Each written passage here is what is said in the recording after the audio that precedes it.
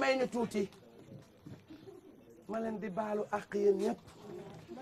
di leen baalu ak yéen ñëpp di leen baalu ak di leen baalu ak di am kersa rek ku fi yor téléphone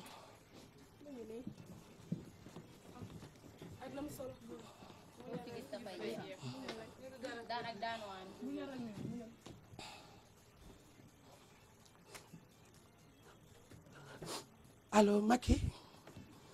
man la Mimi xaaf mujj na gagné ma doon laaj autorisation rek pour woo ko ndax di ma ko may je sais que ne républicain nga soo ma joxuloon autorisation dina ma bett yàlla moo dogal lii man maa waxoon on accélère devant mes militants waaye booy accéléré ci koñ boo xam ne dafa bëri suuf mën ngaa càng te Grand Yoff dafa bëri suuf Khalifa Sall defu fa dara lu tax ba boo accéléré doo càng bayaal ba ma jaar nag fa laa cangee waaye mim naa koñ xam naa koñ moo taxit ma ne Mimi ngi muñ Mimi ngi muñ Mimi ngi muñ Mimi ngi muñ Mimi ngi muñ Mimi ngi muñ Mimi ngi muñ Mimi ngi muñ Mimi ngi muñ Mimi ngi muñ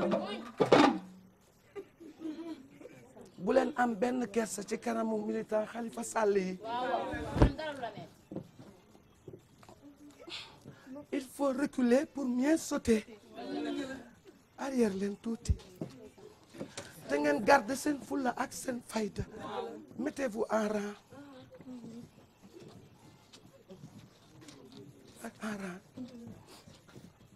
avancez bàyyi leen jooy yi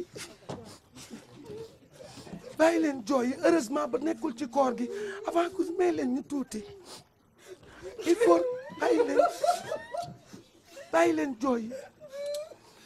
man maa waxoon on accélère mais il faut reculer pour mieux sauter mais il faut reculer pour mieux accélérer attends on recule pour mieux accélérer on recule pour mieux accélérer on recule pour mieux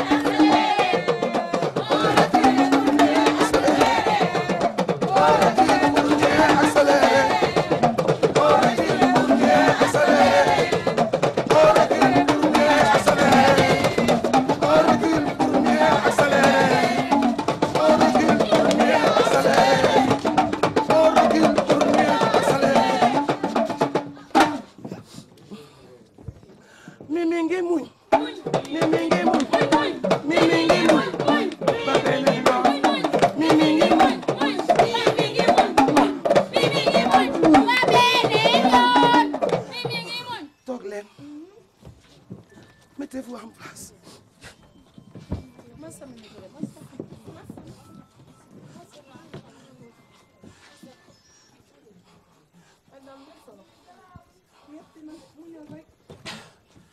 am na way boo xam ne Youssou Ndour da ko way nee na faw ñu ànd nekk benn bu ñu buggee am ndam comme que dañoo